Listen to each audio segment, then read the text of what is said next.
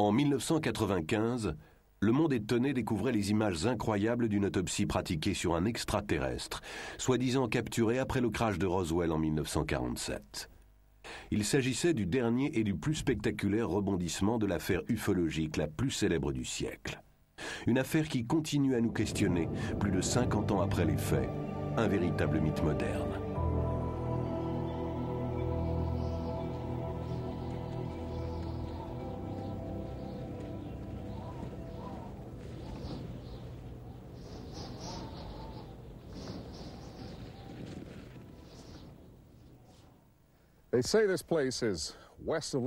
Un coin perdu au fin fond de la campagne. Mais il y a longtemps, plus de 40 ans, quelque chose est tombé ici. Et très vite, de Londres à Los Angeles, on entendit parler de ce ranch d'élevage de moutons dans le désert, au nord-ouest de Roswell, au Nouveau-Mexique. Ça s'est passé en 1947 et le mystère demeure aujourd'hui. Mais est-ce bien le cas? Quelqu'un, quelque part, aurait-il la réponse qu'il aurait caché tout ce temps?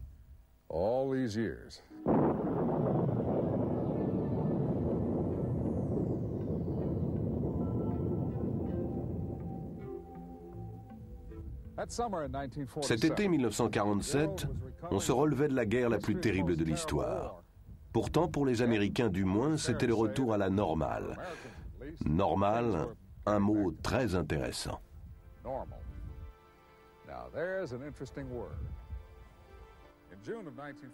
En juin 1947, Kenneth Arnold, pilotant son avion personnel près du mont Rainier, dans l'État de Washington, aperçut quelque chose de tout à fait anormal.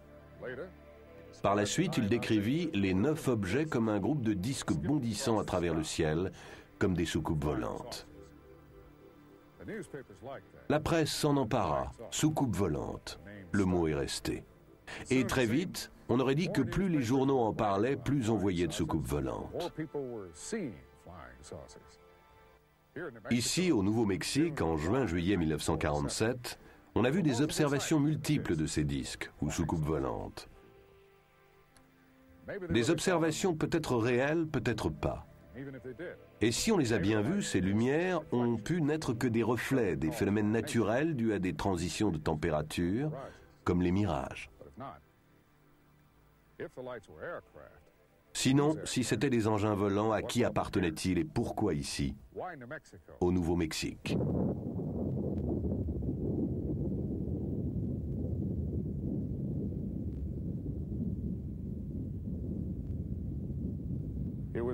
L'événement fut un désastre pour la Terre entière. Car depuis cette première bombe d'Hiroshima, nul ne se sent plus en sécurité sur Terre. Alors, c'était prévisible, lorsque les disques volants sont apparus, les militaires américains y ont vu la main des Russes. Mais d'autres avaient une théorie différente. Comme l'a écrit le grand poète John Donne, « Nul homme n'est une île ». Et s'il en allait de même de notre planète? Dans le choc suivant les premières bombes atomiques, pensait-il, par-delà ces vastes océans intersidéraux, il y aurait quelque chose à l'écoute. La première bombe atomique a explosé dans le désert du Nouveau-Mexique, près d'Alamogordo, à 160 km d'ici, au sud-ouest. C'était le 16 juillet 1945, 2 ans peu ou prou avant les premiers signalements de disques volants. Après la guerre, la recherche sur les armements et fusées se poursuivit à Alamogordo et dans une zone voisine du nom de White Sands. On dirait le Sahara. Ça ne l'est pas. On dirait du sable et ça n'en est pas. Ce que vous voyez là, c'est des dunes de gypse blanc. Illusion naturelle voisine d'un autre lieu qui cache son jeu. Le polygone de fusée de White Sands. Après la Seconde Guerre mondiale, les États-Unis ramenèrent plus de 100 savants allemands pour travailler à la conception des fusées. À leur tête, le docteur Werner von Braun, aujourd'hui décédé. Le 16 avril 1946, une première adaptation américaine de la fusée allemande V2 était lancée du polygone d'essai de White Sands. D'autres tirs furent couronnés de succès cette année-là, le 13 juin, le 10 octobre et le 17 décembre. Le vol de décembre culmina à une altitude de 18 600 mètres.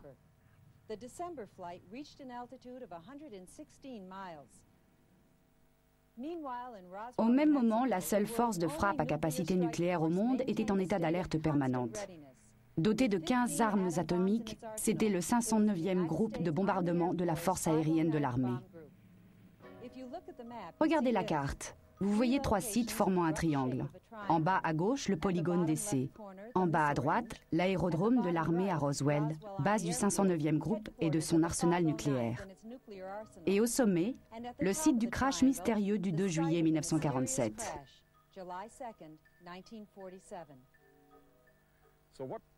Alors, qu'est-ce qui s'est crashé ici? Un appareil de reconnaissance ennemi? Un appareil russe, genre U-2?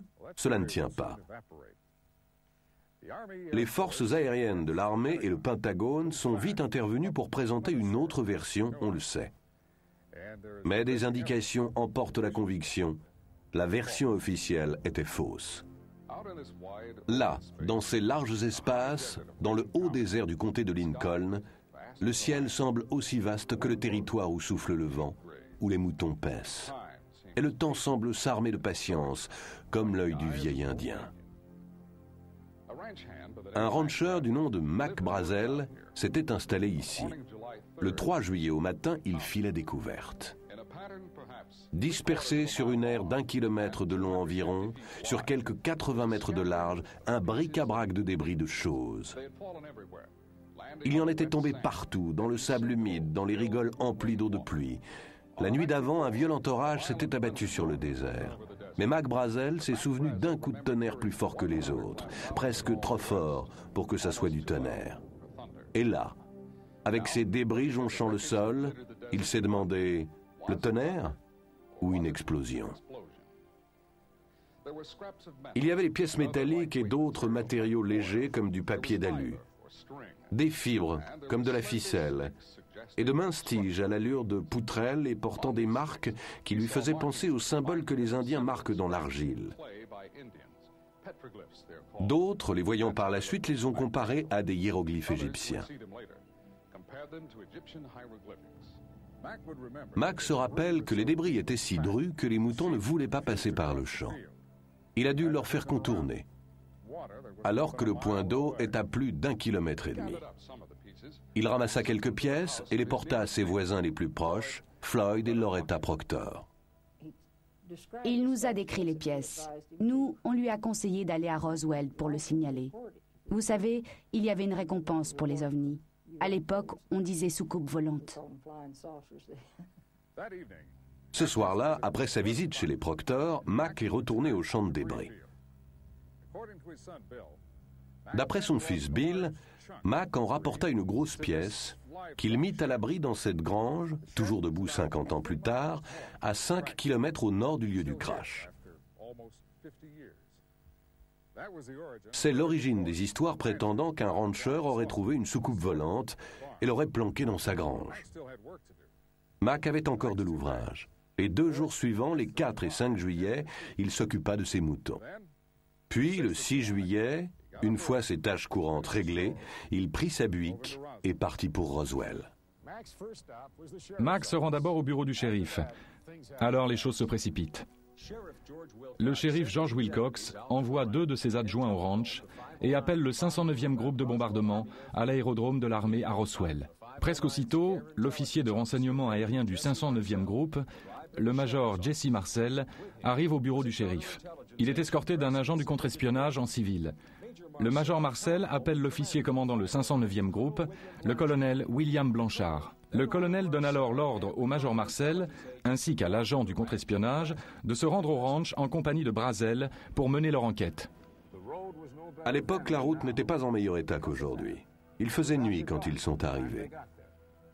Entre-temps, les 2 adjoints du shérif étaient revenus à Roswell avec leur propre version. Ils n'avaient pas pu trouver le champ de débris à les entendre. En revanche, ils avaient découvert ceci, un cercle de sable vitrifié dans un pâturage. Comme après un bombardement. Un grand cercle tout brûlé, oui. Le major, le rancher et l'agent du contre-espionnage ont passé la nuit à l'abri pastoral. Plus tard dans la soirée, le major Marcel est venu ici, dans la grange, avec un compteur Geiger pour inspecter la pièce que Mac avait remisée là. Aucune trace de radioactivité. Le lendemain, 7 juillet, ils ramassent autant de débris qu'ils peuvent en charger dans la buick du major et le fourgon de l'armée. À la fin du jour, ils repartent pour Roswell. Depuis des années, nombre d'enquêteurs tentent de résoudre l'énigme de Roswell. En 1980, le colonel Charles Berlitz, avec William Moore, ont publié leurs conclusions dans un livre. L'incident de Roswell. 10 ans plus tard, de nouveaux faits fascinants ont été révélés grâce aux efforts de Don Schmitt et Kevin Randle. Don est directeur des investigations spéciales du Centre de recherche sur les ovnis à Chicago. Kevin est officier de renseignement avec le grade de capitaine dans la réserve de l'US Air Force. Leur livre, Le crash d'ovnis à Roswell, met en place ces éléments essentiels pour notre puzzle. Don et Kevin sont les premiers à mener une investigation scientifique sur les lieux mêmes des crashs. Ils ont accepté de nous rejoindre ici à Corona, au Nouveau-Mexique, où, autre première, nous apportons des caméras de télévision sur les lieux du crash. Ils nous ont conduits sur un terrain défoncé, sans route.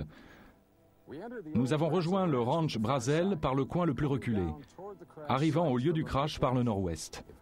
Si jamais endroit se prêtait au secret, c'est bien celui-ci. Début septembre 1989, le Centre d'études sur les ovnis a monté les premières fouilles archéologiques sur le site même du crash de Roswell. On a pris une équipe de 10 membres, 3 scientifiques, 2 à formation archéologique, 2 des laboratoires nationaux.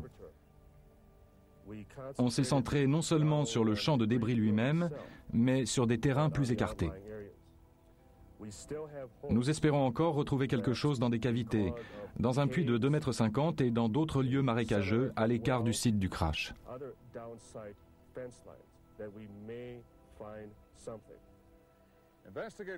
Les enquêteurs Schmitt et Randle ont établi que presque dès le départ, le colonel Blanchard et les membres de son état-major étaient convaincus que quelque part dans le désert se trouvait l'équipage de l'engin, peut-être encore en vie. L'après-midi du 8 juillet, Mac Brazel est emmené dans un appareil de l'armée au-dessus de son ranch pour aider à la recherche de l'équipage disparu ou de leur corps. Dans ses recherches, Kevin Randle a retracé l'itinéraire suivi par cet appareil.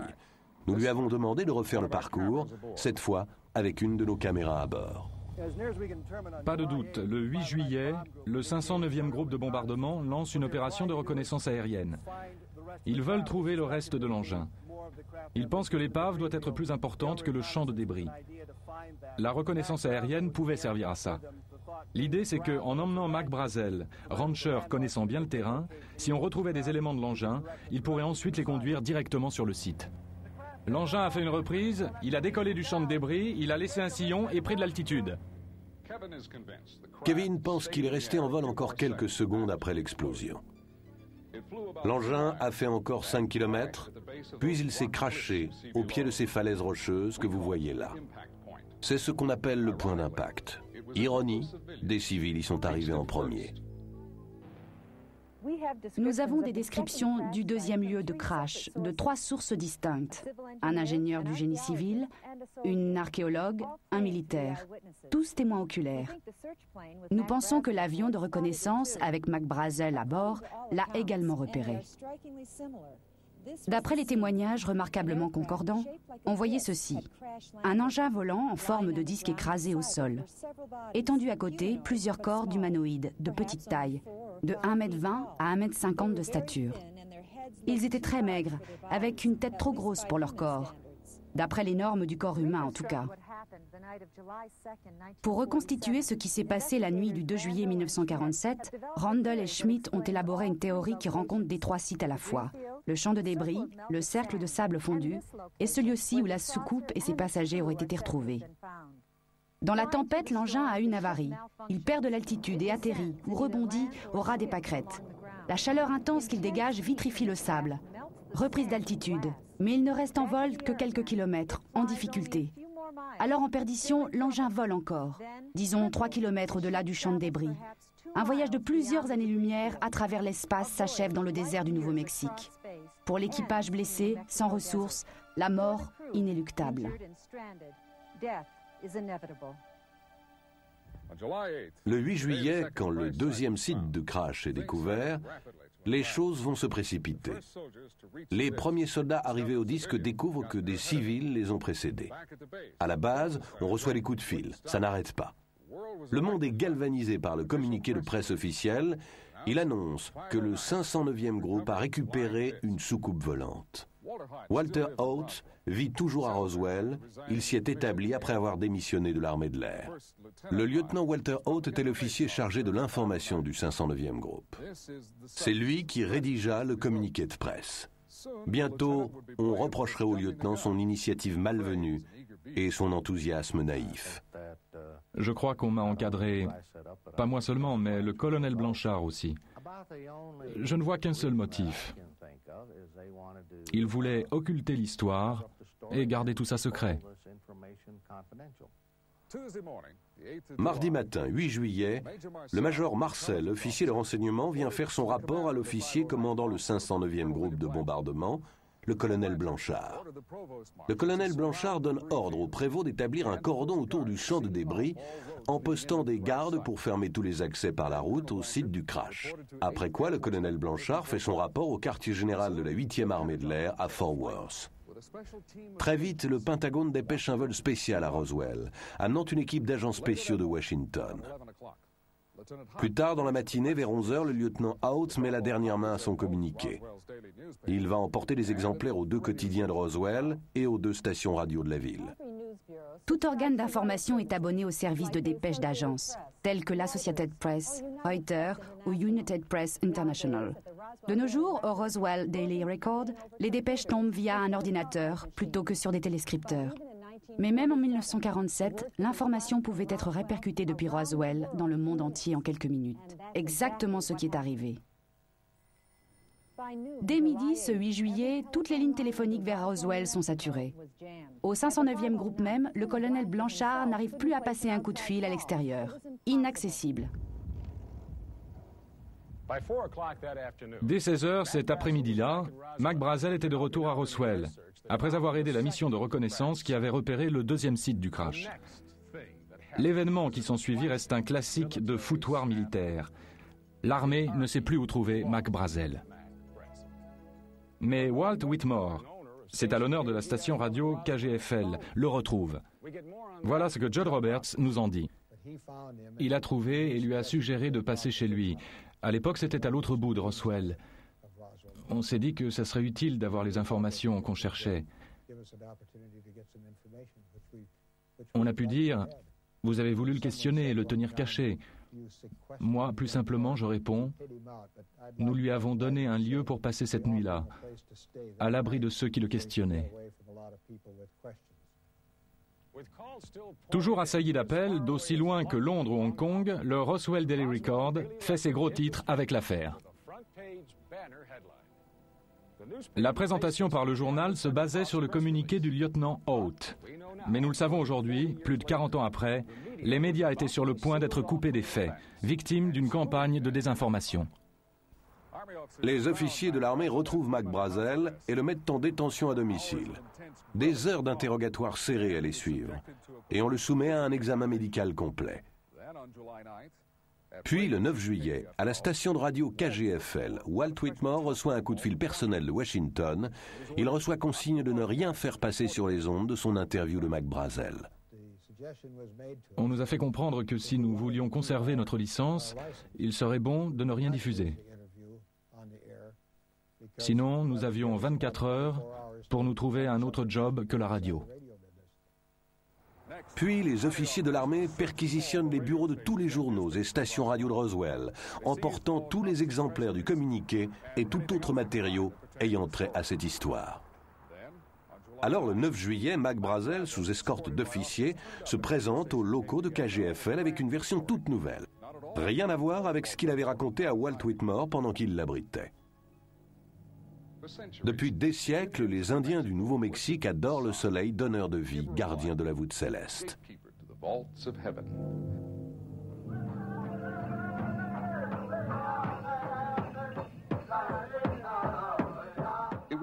C'est pour en savoir plus sur l'antique culture indienne qu'un groupe d'archéologues s'était rendu dans le désert le 8 juillet 1947 au matin.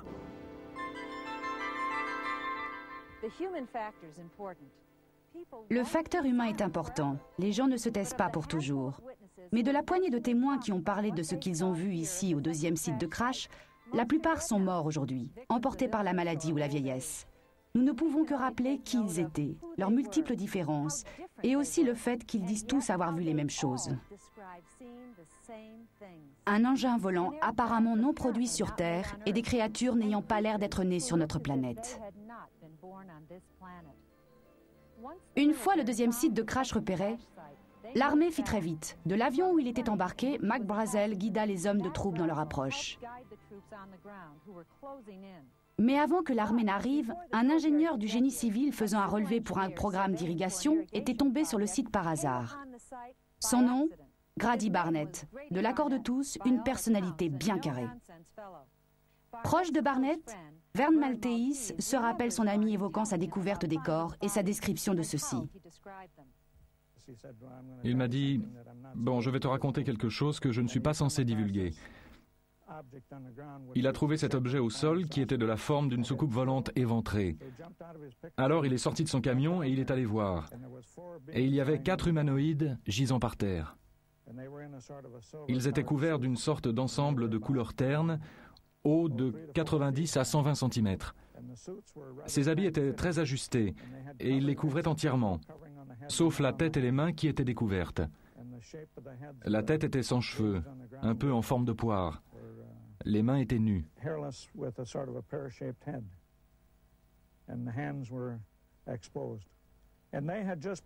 Ils étaient à peine arrivés qu'une équipe d'archéologues s'est pointée, juste après Vern.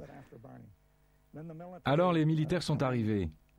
Ils ont cerné l'endroit. Ils ont appelé les équipiers d'Orwell, de la mission archéologique, et Barnett. Et ils leur ont donné l'ordre de ne jamais divulguer ça. Ils ne devaient en parler à personne, oublier tout ce qu'ils avaient vu. Barnett a déclaré qu'il était tout près des corps, presque à les toucher, lorsque le groupe d'étudiants et d'archéologues est arrivé. Si l'histoire est véridique, voilà un groupe idéal de témoins, ayant toutes les qualités requises, détenteurs d'éléments concrets de conviction. En d'autres termes, on aurait là ce qui constitue une preuve. Mais qu'est-il arrivé ? En moins de temps qu'il n'en faut pour le dire, l'armée a tout pris en main. Ils ont recouvert les corps, regroupé les étudiants, les archéologues et ingénieurs à l'écart, les forçant à se détourner de la scène. C'était là une affaire touchant à la sécurité nationale. Personne ne devait en parler. Si l'un d'eux le faisait, les autorités le sauraient, et elles sauraient le retrouver. Les hommes de troupe les escortèrent loin du site, les reléguant à l'obscurité. Grady Barnett a bien parlé des corps à son patron, mais la réaction se résuma à l'incrédulité.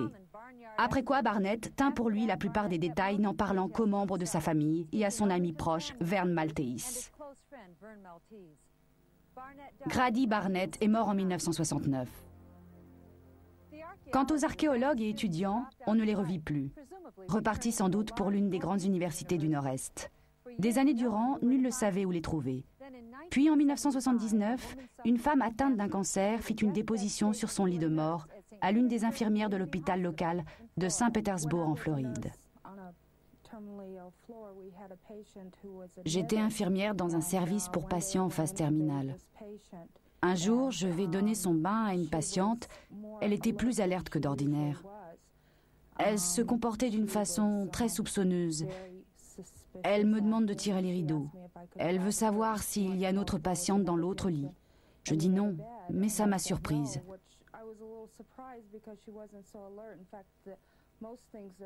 Elle n'arrêtait pas d'appeler un certain nom. Elle s'est mise à me parler. Elle me dit qu'il y a une chose qu'elle devait dire à quelqu'un. J'ai gardé ça longtemps, me dit-elle. Alors, elle m'a raconté que bien avant, elle était partie avec un groupe, collecter des roches. Elle répétait « Je n'étais pas censée être là ». Et j'y suis allée. Et encore, si seulement j'avais pas fait ça. Elle me dit qu'ils étaient dehors à marcher, qu'ils sont arrivés à une colline, ils l'ont passé. Et alors, ils ont vu un grand objet qui brillait, très gros.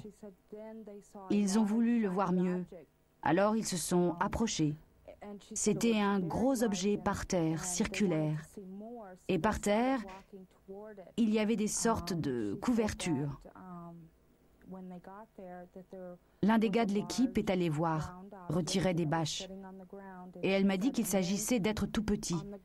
Elle ne pouvait pas le croire. Vraiment des êtres de petite taille. Ils avaient des têtes très grosses, de très grands yeux. Et ils étaient couverts d'une sorte d'étoffe brillante. Je ne me rappelle pas si elle a parlé d'une couleur. Je crois qu'elle a dit bleu, mais là, je ne me souviens pas vraiment maintenant. Mais c'était si brillant que c'était comme du liquide ou du vif argent. Mais alors elle s'est montrée très ennuyée. Elle m'a dit « Vous n'en parlez à personne, jamais à personne ». À ce moment-là, elle a juste commencé à regarder dans la pièce.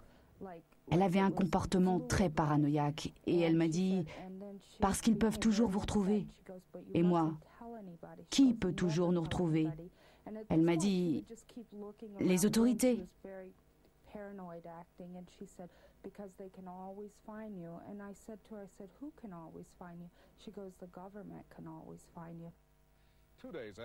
Deux jours après l'arrivée de Mac Brazel à Roswell, les rumeurs se répandent comme un feu de brousse. Le public pouvait penser que le Pentagone était foudrage et que le général Roger Ramey en prenait pour son grade. Contrairement à l'opinion du public, c'était là le résultat d'une campagne de désinformation soigneusement orchestrée. Ramey était l'officier commandant la 8e armée de l'air à Fort Worth, le quartier général chapeautant le 509e groupe. Avant que le 509e groupe n'engage la collecte des pièces et la recherche des corps, le quartier général de la 8e armée de l'air avait contacté le Pentagone. Le matin du 8 juillet, le vol spécial était organisé qui amenait une équipe d'experts du contre-espionnage de Washington à l'aérodrome de l'armée à Roswell. Le général et le Pentagone allaient sceller le couvercle. Préparant soigneusement une version occultant les faits, le général Ramey donna ordre au colonel Blanchard, commandant le 509e groupe, d'envoyer son officier de renseignement, le major Marcel, à Fort Worth. Marcel apporta au général des éléments de débris rangés dans une caisse. Laissant la boîte sur son bureau, le général conduit alors le major dans une autre pièce, lui proposant de consulter une carte. À leur retour, la caisse a disparu. À la place, on a un vieux ballon météo. Alors le général Ramey fait entrer les journalistes. « Une simple erreur », déclare-t-il. Le major Marcel et le 509e groupe s'étaient trompés. Et le général ajouta que ce type de ballon était d'un modèle nouveau, à faire classer dès le milieu de l'après-midi. Mais, nous le savons maintenant, des éléments de débris avaient été livrés au général, plus tôt ce même jour. Si c'était juste un ballon, pourquoi ne pas le dire tout de suite, mettant fin à la question et rassurant du même coup le Pentagone? Le docteur Jesse Marcel Jr. avait 11 ans lorsque son père, le major Marcel, rentra une nuit avec une cargaison d'objets étranges dans sa voiture. Le docteur Marcel s'est établi aujourd'hui à Helena, dans le Montana. Il se souvient que son père l'a réveillé vers 2 heures du matin pour lui montrer, ainsi qu'à sa mère, ce qu'il avait trouvé. Ce qui était vraiment exceptionnel, c'était des marques sur une partie des pièces de l'épave.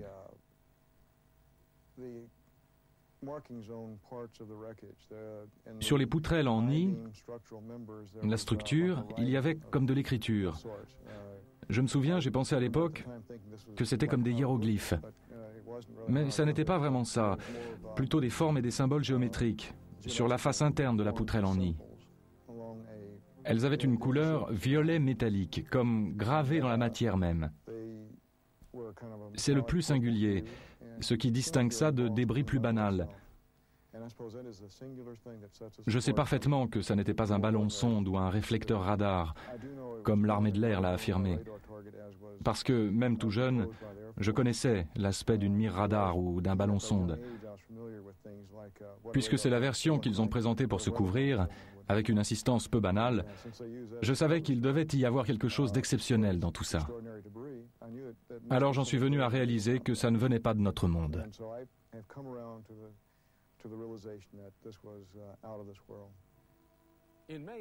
En mai 1980, le docteur Marcel a accepté d'être mis sous hypnose. C'était une tentative par Don Schmitt et ses collègues pour récupérer des souvenirs enfouis dans l'inconscient du docteur, pour voir clairement, à nouveau, les symboles indéchiffrables sur ces tiges à allure de poutrelle.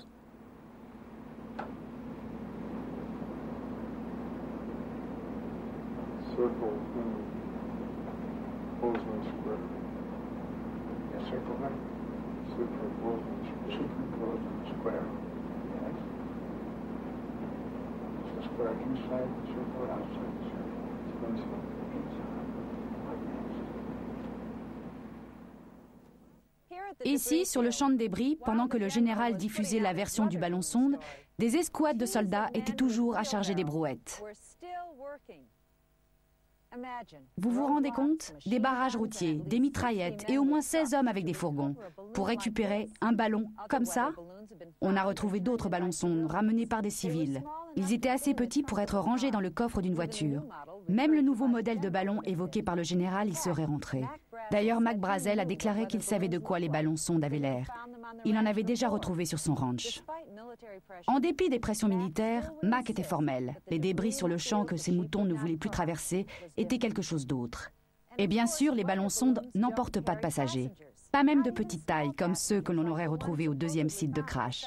Mais pour en revenir aux rumeurs qui se propageaient à Roswell, si des corps avaient effectivement été retrouvés, serait-il vrai que l'un d'entre eux eût été encore en vie?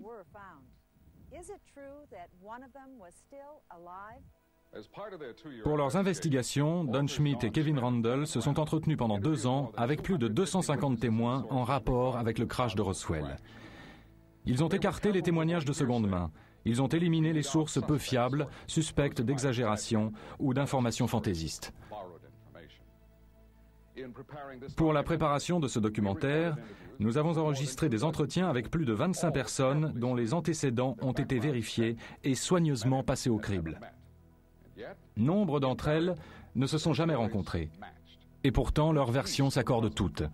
Chaque élément du puzzle venait s'encastrer, rien n'indiquait une collusion. Jack Rodin a grandi à Roswell. Il y vit toujours. En 1947, son père, photographe professionnel, était de ceux qui suivirent l'affaire. Jack se rappelle toujours 4 mots énigmatiques.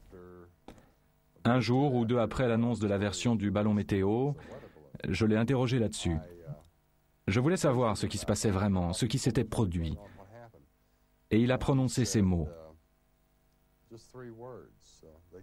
Ils l'ont tué. Il avait ce pouvoir de dire plein de choses en peu de mots. Des mots qui pouvaient se comprendre de plus d'une façon. Je lui ai demandé, tu veux dire quoi? Ils ont tué l'affaire?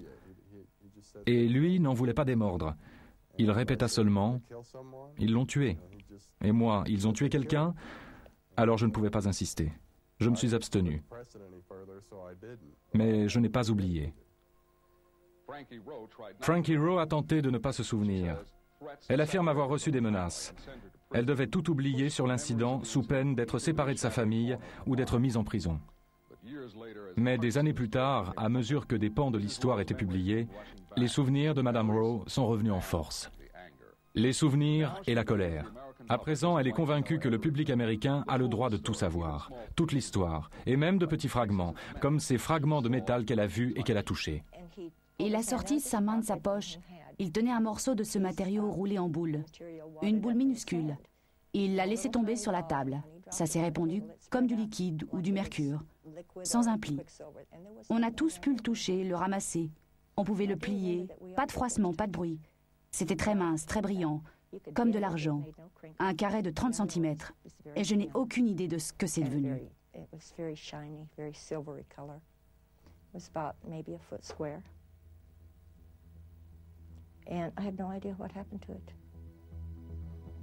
Plus de 40 ans ont passé depuis le crash.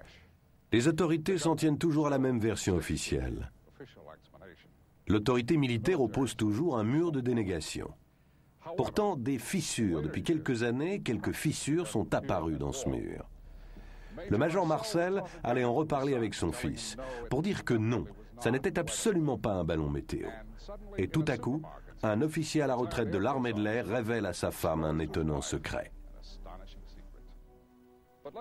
Mais d'abord, présentons l'histoire de Brownie. Melvin A. Brown était sergent au 509e groupe au Nouveau-Mexique au moment du crash. Par la suite, il fut muté en Angleterre. Il épousa une Anglaise et à l'âge de la retraite s'établit avec sa famille dans la banlieue de Londres. Au fil des années, à plusieurs reprises, il évoque pour les siens des bribes d'une étrange histoire. Mais sur son lit de mort, en 1982, Brownie livra le reste de son secret et révéla le numéro d'un compte en banque confidentiel. Aucune trace de fonds pour ses proches. Et le numéro de compte n'apparaît nulle part. Cependant, sa famille se demande toujours s'il y aurait de l'argent qui les attend quelque part. Ils se demandent et se rappellent les paroles de Brownie. Un peu comme si, une fois raconté son histoire, il l'avait regretté.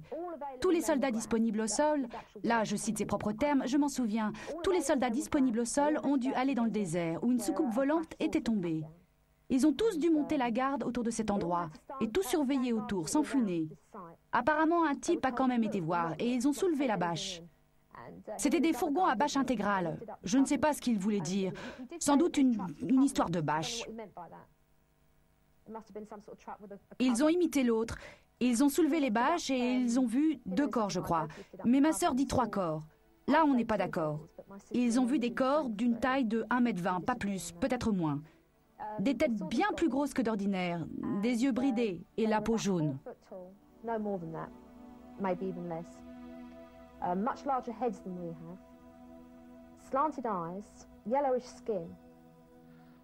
Bien loin de Londres, dans le comté de Lincoln, au Nouveau-Mexique, nous avons voulu joindre un témoin insaisissable qui a une histoire encore plus incroyable à raconter. Nous l'avons retrouvé ailleurs. Nous nous sommes engagés à ne pas révéler ses coordonnées. Il s'appelle Glenn Dennis. Et en 1947, il était entrepreneur de pompes funèbres, dirigeant l'entreprise de pompes funèbres Ballard à Roswell, au Nouveau-Mexique. Ici à Roswell, l'après-midi du 8 juillet, les pompes funèbres de la ville se mirent à recevoir des appels émanant de l'hôpital de la base aérienne. Il s'agissait des questions sur la préservation des tissus, l'effet de tel ou tel produit sur les tissus. Et des sociétés à Roswell reçurent commande d'une importante quantité de neige carbonique. Après 4 ou 5 coups de fil reçus aux pompes funèbres, le responsable conclut qu'il devait y avoir eu un crash avec mort d'homme à la base aérienne. C'était le début de l'histoire la plus remarquable liée au crash de Roswell. Voici l'homme dont nous parlons. L'entrepreneur de pompes funèbres, Glenn Dennis. En 1947, il était directeur de l'entreprise de pompes funèbres Ballard à Roswell. Ces coups de fil formaient les préludes de menaces de mort.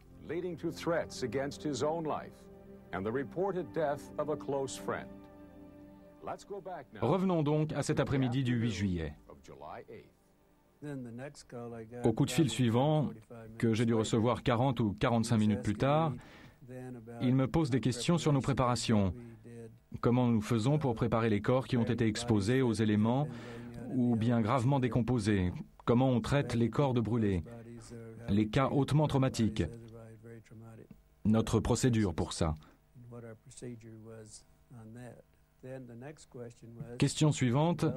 Que feriez-vous pour ne pas modifier la composition chimique des corps, ne pas détruire de sang, ni rien de ce qui pourrait s'avérer fort important par la suite? Quelle procédure vous suivez? Qu'est-ce que vous faites? Est-ce que ça modifie la composition sanguine, etc. Là, j'ai su que sans doute il s'était passé quelque chose, qu'il ne voulait peut-être pas annoncer. La mort d'une personnalité ou autre, qu'il ne voulait pas... Enfin, aucune idée de ce que ça pouvait être, mais je les ai aidés. Je leur ai dit, je peux venir vous aider si vous avez ça, je peux vous aider. Et l'on me répondit, non, c'est pour plus tard, histoire de savoir comment procéder.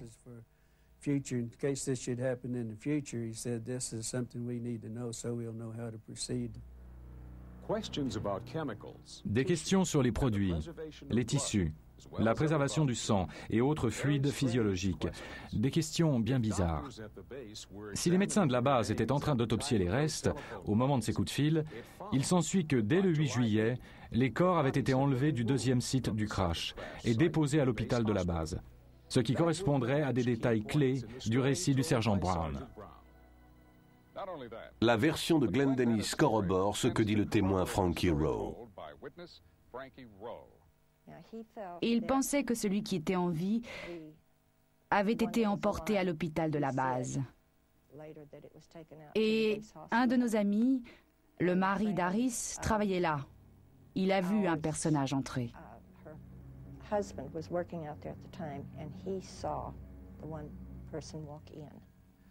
Plus tard dans l'après-midi, Glenn Dennis amène un aviateur blessé à l'hôpital de la base suite à un incident de circulation.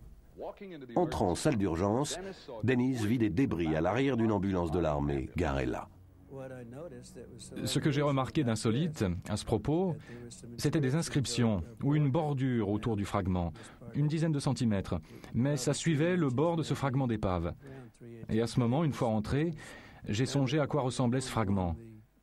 Ça m'a fait penser à une inscription égyptienne, peut-être des figures. After I got back, I got to thinking about this and what the border looked like, and it kind of reminded me, might be some, kind of remind me of an Egyptian inscriptions of figures and whatever. Et là, une autre pièce de notre puzzle se met en place. Il semble que le médecin était en plein examen des corps lorsque M. Dennis est entré dans la salle d'urgence. Ils étaient assistés par une infirmière dont il nous dit que c'était une proche amie. Une des infirmières, lieutenant du corps des infirmières que je connaissais très bien, elle était très remontée. Elle m'a dit « Comment tu es entré ici? Qu'est-ce que tu fais là? Sors d'ici tout de suite, ou tu vas avoir de gros ennuis. Sors vite fait. » L'infirmière s'éclipse dans une autre pièce, sans doute là où l'autopsie était toujours en cours. Mais de gros ennuis attendaient Glenn Dennis, à cause d'une remarque faite à un officier qui le bloqua à la sortie. J'ai dit « On dirait qu'il y a eu un crash. » Et puis encore, je vois des débris dans les ambulances. C'est sans doute là que je me suis attiré des pépins, juste là. Il me dit « Un instant, s'il vous plaît. » Et il va à la porte, fait signe, et là, 2 types de la police militaire débarquent. Il leur dit « Vous me sortez ce gars-là et presto. » On prend le hall pour sortir et j'entends une voix d'homme qui fait « J'en ai pas fini avec lui. Vous le ramenez. »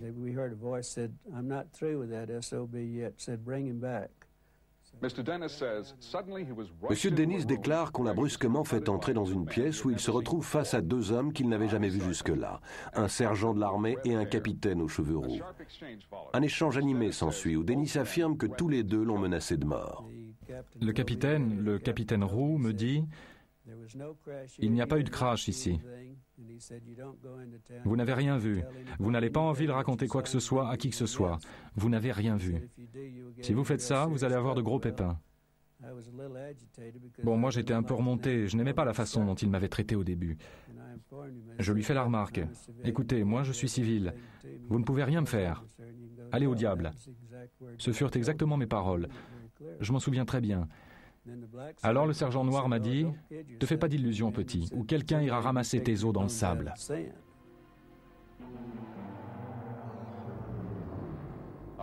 Le capitaine de l'armée Anderson s'est tu fort longtemps. Il ne s'est exprimé qu'après avoir vu que d'autres avaient rompu le silence. Il était alors à la retraite installé en Californie. Il y avait une rumeur depuis longtemps. L'un des pilotes assurant un vol au départ de Roswell aurait vu les corps. Mais ce n'est qu'en 1982 que la rumeur devint réalité. Lorsque Papy Henderson parla enfin, il dit à sa femme « Ça fait des années que je brûle de te le dire. » Nous étions à l'épicerie à San Diego, où nous vivions depuis des années, et à la caisse, là, un journal. Le Globe, je crois, avec toute une histoire sur l'affaire. D'ailleurs, j'ai gardé les journaux. Il a jeté un coup d'œil et il m'a dit « Ça fait des années que je veux t'en parler. » J'imagine que si ça sort dans les journaux, alors ça n'est plus top secret. Alors nous avons acheté les journaux, on est allé à la voiture et il m'a dit « Lis ça. » Et j'ai lu ces articles. Il m'a dit « C'est une histoire vraie. » Et encore, non seulement je le savais, mais c'est moi le pilote qui a convoyé la soucoupe crashée jusqu'à Dayton dans l'Ohio. J'étais abasourdie. Et si ça n'avait pas été papy, sans doute que je ne l'aurais pas cru. Mais il était très sûr de son fait. Et il me disait toujours la vérité, sans le moindre faux fuyant. Alors je l'ai cru. Mais à l'époque, si on disait qu'on avait vu un engin intergalactique ou une soucoupe volante, votre réputation était faite. Une cinglée. Alors, on n'en a pas beaucoup parlé. Mais ça faisait des années, quand on lui demandait ce qu'il pensait des soucoupes volantes, sa réponse était toujours « pas de fumée sans feu ».